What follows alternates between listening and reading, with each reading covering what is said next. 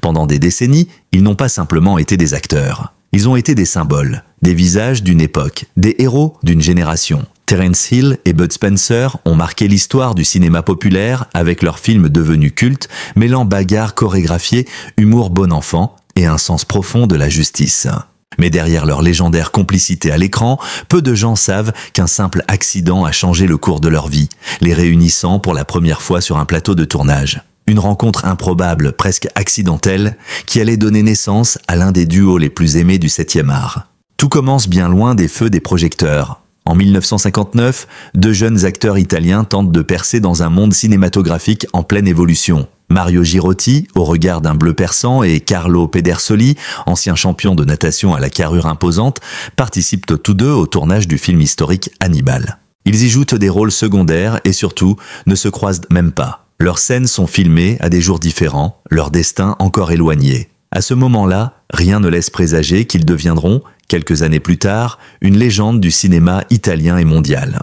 C'est en 1967 que le destin décide d'intervenir. Le réalisateur Giuseppe Colizzi prépare un western au titre audacieux « Dio perdona, io no, Dieu pardonne, moi non ». Le film est un projet ambitieux, dans la veine des westerns spaghetti alors en pleine mode. Colizzi a déjà recruté Carlo Pedersoli, au physique impressionnant pour incarner l'un des personnages principaux. L'autre rôle devait être joué par un jeune acteur prometteur, Peter Martell. Mais, à la veille du tournage, Martell est victime d'un accident. Il se casse le pied. Colizzi est désespéré. Le calendrier de production ne permet aucun report. Il lui faut un remplaçant immédiat. Le hasard, ou peut-être le destin, l'amène à penser à Mario Girotti. Ce jeune comédien discret, à la silhouette athlétique et au visage cinégénique, a déjà plusieurs films à son actif. Colizzi le contacte. En quelques heures, le contrat est signé. Mario embarque pour l'aventure, sans savoir que ce choix de dernière minute allait changer le reste de sa vie. Dès son arrivée sur le plateau, l'atmosphère est particulière. « Je me souviens encore de ce moment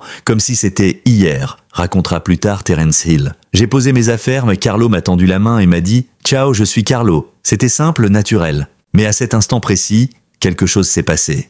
Une étincelle, une alchimie immédiate. Les deux hommes commencent à répéter ensemble. Leur complicité saute aux yeux. Colizzi la remarque immédiatement. Ce n'est pas seulement du jeu d'acteur, ils se comprennent sans se parler, anticipent les réactions de l'autre, rient des mêmes choses, improvisent avec le même tempo. Cette harmonie naturelle est rare, presque magique. C'est ce qui pousse Colizzi à miser sur eux pour former un duo récurrent. Mais il sait que pour que leur film soit exportable à l'international, leurs noms doivent sonner américains. Il impose un changement d'identité. Mario Girotti fouille dans une liste de noms proposés par la production et en choisit un, Terence Hill. Il l'adopte notamment pour ses initiales TH, identiques à celles de sa mère, Hildegard Thiem.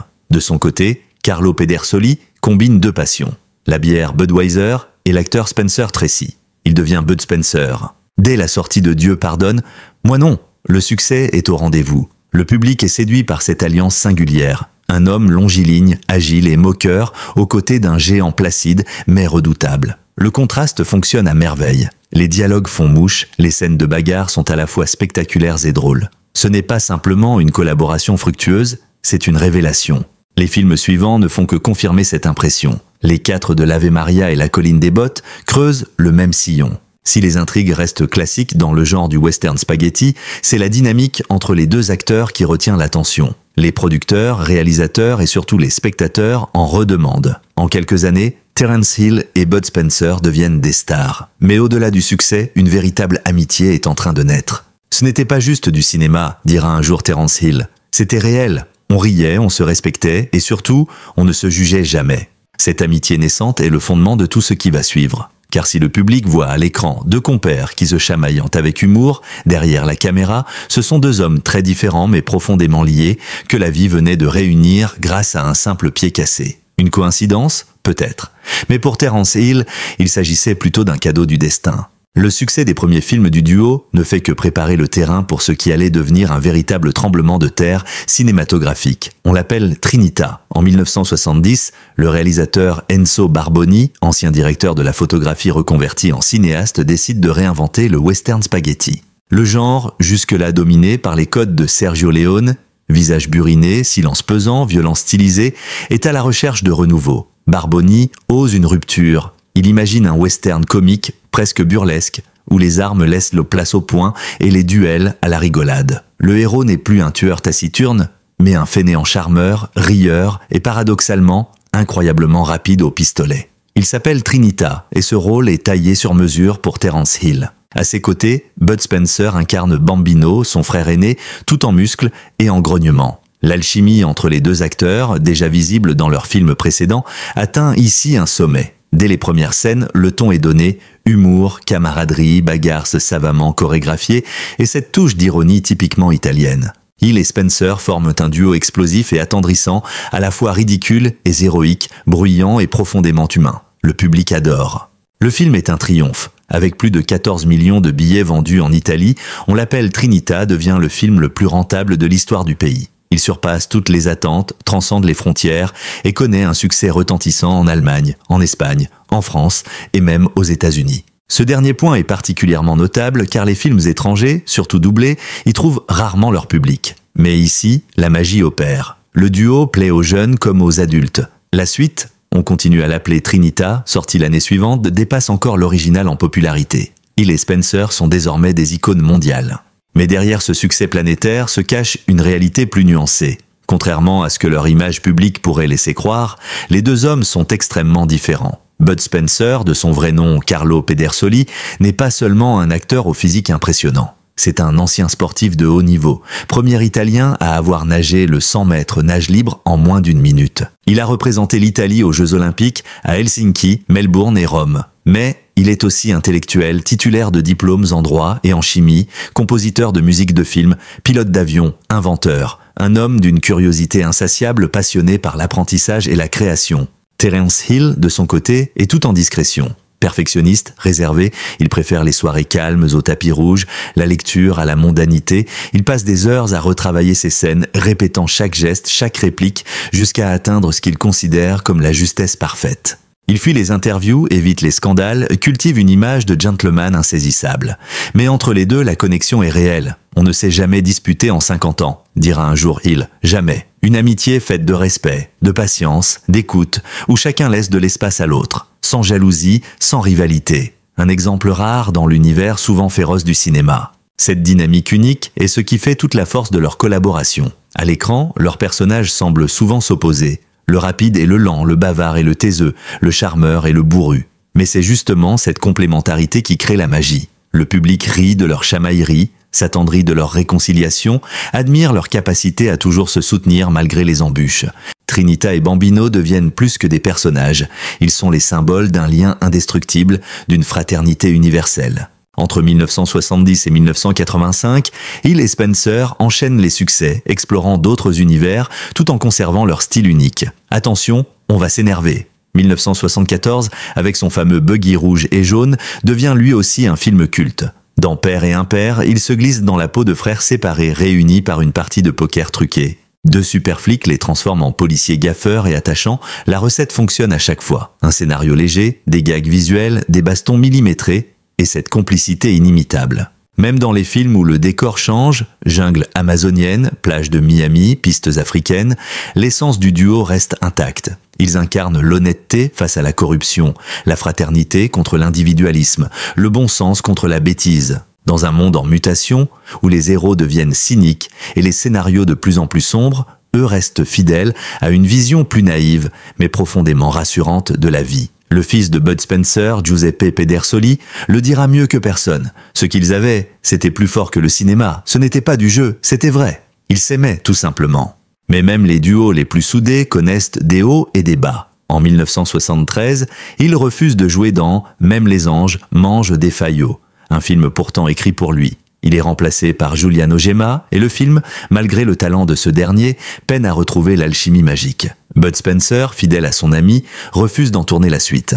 Puis, dans les années 1980, leurs carrières prennent des chemins parallèles. Ils se retrouvent pour Petit Papa Baston, 1994, un dernier western comique aux allures de cadeau d'adieu pour les fans. Une conclusion douce amère, comme un dernier clin d'œil au passé. Malgré les années, leur popularité ne faiblit pas. En 2017, un jeu vidéo intitulé Slaps and Beans ressuscite leurs aventures sur console. Preuve que le mythe perdure chez les nouvelles générations. En 2023, une suite voit le jour. Et dans toute l'Europe, des musées leur sont consacrés, remplis de costumes originaux, d'affiches, de décors reconstitués, et bien sûr, du fameux buggy. Pourtant, ce que les fans ignorent souvent, c'est qu'en dehors des caméras, leur amitié ne s'est jamais interrompue. Ils se voyaient régulièrement, passèrent du temps ensemble, partageaient des repas en famille. La femme de Bud, Maria, préparait souvent des spaghettis pour tout le monde pendant que les enfants jouaient dans le jardin. La vie, simple et vraie. Une vie loin des projecteurs, mais remplie de tendresse, de souvenirs, de fidélité. C'est peut-être cela, le véritable secret de Terence Hill et Bud Spencer. Ce qui les rendait si attachants à l'écran, c'est qu'ils ne jouaient pas. Ils vivaient ce qu'ils incarnaient. Et dans un monde où tant de relations sont construites pour la publicité ou l'image, la leur était sincère, authentique, inoubliable. Au fil des années, même si le rythme des tournages ralentit, l'affection du public ne faiblit pas. Le duo Terence Hill et Bud Spencer continue de traverser les décennies avec une force étonnante. Ils ne sont plus seulement des stars du cinéma populaire, ils sont devenus des figures tutélaires, des repères affectifs pour plusieurs générations de spectateurs. Leurs films, rediffusés inlassablement à la télévision, réunissent encore des familles entières, déclenchant des éclats de rire à chaque gifle bien placée ou grimace exagérée. Mais derrière cette image publique intemporelle, les deux hommes vivent aussi leur propre évolution, chacun à leur manière, sans jamais couper le lien unique qui les unissait. Après les Super Flics de Miami, sortis en 1985 et quelques tentatives moins marquantes dans les années qui suivent, Hill et Spencer décident de prendre de la distance avec le grand écran. Ils se consacrent à d'autres projets, personnels ou télévisuels. Pourtant, une idée commune refait surface dans les années 1990, celle de se retrouver une dernière fois pour offrir au public un ultime chapitre à leur épopée. Ce sera Petit Papa Baston, Boddi Natal, 1994, une comédie légère et teintée de nostalgie. Le film reprend les ingrédients habituels. Humour, bon enfant, bagarres en cascade, duo fraternel, mais avec une touche plus intime, presque mélancolique. Comme si les deux amis sentaient qu'il s'agissait de leur dernier tour de piste ensemble. Après cette ultime collaboration, chacun poursuit sa route. Bud Spencer s'investit dans l'écriture, publie plusieurs autobiographies, se lance dans la musique et reste très présent dans les médias italiens et allemands où il conserve une immense popularité. Terence Hill, plus discret, s'éloigne du tumulte du cinéma pour se recentrer sur des projets plus personnels, notamment à la télévision. Malgré la distance, leur lien reste intact. Ils ne se voient plus aussi souvent, mais s'échangent des appels, se retrouvent lors d'occasions spéciales et surtout, gardent l'un pour l'autre une affection indéfectible. Et puis, le 27 juin 2016, le monde apprend la triste nouvelle, Bud Spencer est mort à l'âge de 86 ans. L'annonce bouleverse l'Italie, mais aussi l'Allemagne, l'Espagne, la France, l'Amérique latine, tous ces pays où son image de géant au cœur tendre avait marqué les esprits. Des milliers de messages affluent sur les réseaux sociaux. Des extraits de films circulent en hommage, les médias lui consacrent des éditions spéciales. Le Premier ministre italien Matteo Renzi écrit « Ciao Bud Spencer, nous t'avons tant aimé ». L'acteur Russell Crowe publie un message de condoléances, preuve que même à Hollywood, sa disparition ne laisse pas indifférent. Mais aucun hommage n'est plus bouleversant que celui de Terence Hill lui-même. Il apprend la mort de son ami alors qu'il se trouve à Almeria en Espagne, exactement là où ils s'étaient rencontrés pour la première fois, presque 50 ans plus tôt, sur le tournage de Dieu pardonne, moi non.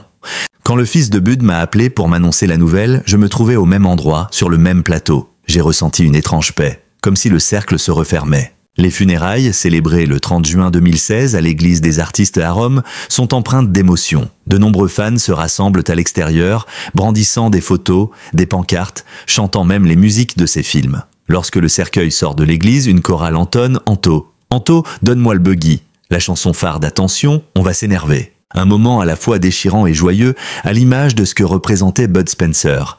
La force et la douceur réunies.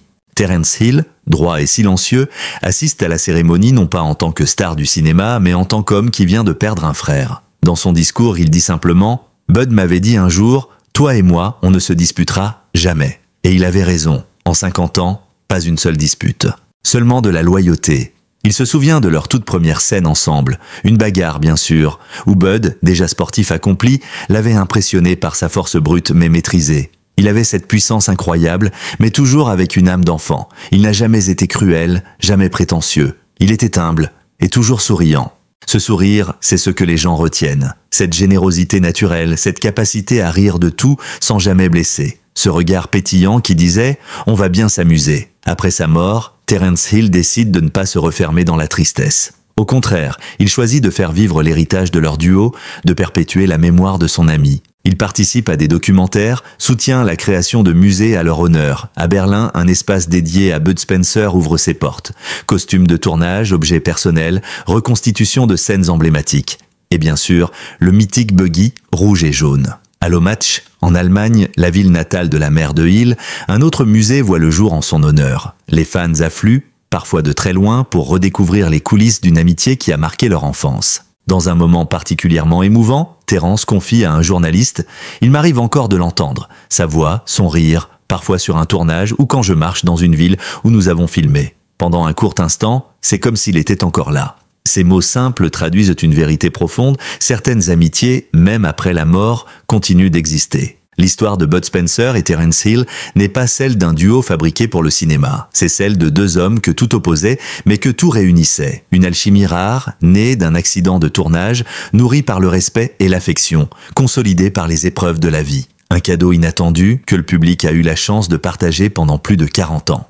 Après la disparition de Bud Spencer, Terence Hill ne cherche pas à combler le vide par de nouveaux projets grandiloquents, ni à multiplier les apparitions publiques. Il choisit une voie plus discrète, fidèle à son tempérament. Pourtant, derrière cette réserve, se cache une trajectoire exceptionnelle faite de résilience, de passion et d'une profonde humanité. Car, avant d'être Trinita, Don Matteo ou Lucky Luke, Terence Hill est avant tout Mario Girotti, un homme façonné par l'histoire, les épreuves et les silences. Né à Venise en 1939, d'un père italien chimiste et d'une mère allemande originaire de Saxe, le jeune Mario grandit entre deux pays, deux langues, deux cultures. Très tôt, la guerre vient bouleverser son enfance. Pendant les bombardements alliés sur Dresde en 1945, alors qu'il n'a que 6 ans, il échappe de peu à la mort avec sa mère. Il en gardera une mémoire vive, une conscience aiguë de la fragilité de la vie et une maturité précoce.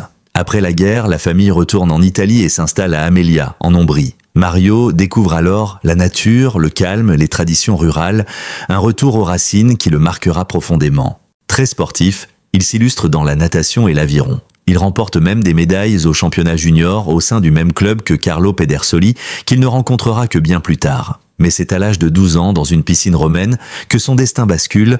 Repéré par le réalisateur Dino Risi, il décroche un petit rôle dans Vacanze col Gangster. Avec ses yeux d'un bleu envoûtant et son aisance naturelle, il séduit rapidement les caméras. Les tournages s'enchaînent. Il mène en parallèle des études de lettres à l'université de Rome, mais le cinéma finit par prendre le dessus. Dans les années 1960, il participe à plusieurs productions germano-italiennes, notamment des westerns allemands inspirés de l'univers de Karl May. Il y incarne souvent des officiers nobles ou des jeunes héros romantiques. Pourtant, il confiera plus tard avoir considéré cette période comme un détour inutile, estimant qu'il aurait mieux fait de rester en Italie, là où le western spaghetti s'apprêtait à révolutionner le genre. Malgré tout, ces rôles lui offrent une précieuse expérience devant la caméra et lui permettent d'aiguiser son jeu. Le véritable tournant de sa carrière survient en 1963 lorsqu'il obtient un petit rôle dans Le Guépard de Luchino Visconti. Bien que son apparition soit brève, côtoyer Burt Lancaster, Claudia Cardinal et Alain Delon dans une production d'une telle envergure lui ouvre les portes du grand cinéma européen. Mais c'est en 1967, avec le film Dio Perdona, Iono, qu'il accède à la notoriété. Et avec ce film, il rencontre deux personnes qui changeront sa vie. Bud Spencer, bien sûr, et Laurie Zwickelbauer, une coach de dialogue germano-américaine qu'il épouse seulement 2 mois plus tard. Leur mariage durera toute une vie, marqué par une discrétion absolue et un amour solide. Terence et Laurie ont 2 fils, Jess et Ross. Ce dernier, Ross Hill, sera le centre du monde de Terence pendant des années. Il apparaît à ses côtés dans quelques films, notamment Don Camillo et Renegade, et se prépare à devenir acteur à son tour. Mais en 1990, un drame brise à jamais la quiétude de la famille. Ross, alors âgé de seulement 16 ans, meurt dans un accident de voiture dans le Massachusetts. Terence est en tournage au même moment. Il achève dans la douleur le projet qu'ils devaient partager ensemble. Lucky Luke. Mais plus rien ne sera jamais comme avant. Ce deuil l'éloigne progressivement des plateaux. Pendant un temps, il se retire, se fait rare. Ceux qui le croisent parlent d'un homme profondément marqué, dont le regard a changé. Pourtant, petit à petit, avec pudeur, il revient. Mais autrement. Il n'est plus le cascadeur audacieux de ses jeunes années, ni le cow-boy moqueur des saloons poussiéreux. Il devient un personnage de sagesse tranquille, de bonté simple, à l'image de Don Matteo, le prêtre détective qu'il incarne dès l'an 2000 sur la Rai. Une série qui connaît un succès phénoménal en Italie, diffusée pendant plus de 20 ans, dans laquelle il retrouve un public fidèle, plus âgé, mais toujours admiratif. Parallèlement, il joue aussi dans Un Passo dal Cielo, où il interprète un garde forestier solitaire dans les Alpes italiennes, mêlant enquête policière et paysages apaisants. Ses choix artistiques se traduisent de son besoin de paix, d'harmonie, de proximité avec la nature. Hors caméra, Terence Hill mène une vie humble et tranquille.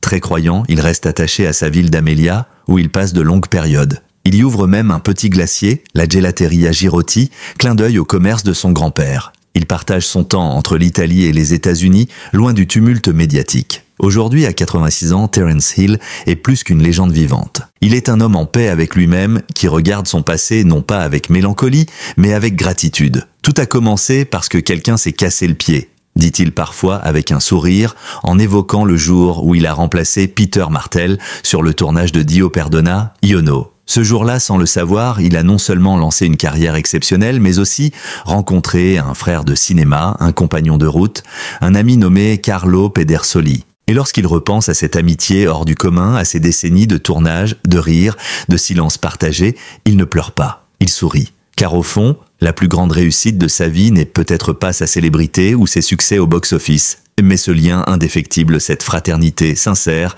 dans un monde où tout va trop vite et se consume trop vite. Merci du fond du cœur d'avoir regardé cette vidéo jusqu'au bout. Votre fidélité et votre attention sont ce qui donne tout son sens à notre travail. Si cette histoire vous a touché, ému ou simplement fait sourire, n'hésitez pas à laisser un commentaire pour partager vos impressions. Nous lisons chacun de vos messages avec attention. Abonnez-vous pour ne rien manquer de nos prochaines vidéos, d'autres récits poignants, des souvenirs de cinéma et des portraits de légendes vous attendent. Et si ce contenu vous a plu, pensez à liker la vidéo et à la partager autour de vous. Chaque geste compte pour faire vivre ces histoires intemporelles. Encore merci pour votre présence et à très bientôt pour un nouveau voyage à travers les grandes pages du cinéma et de la mémoire collective.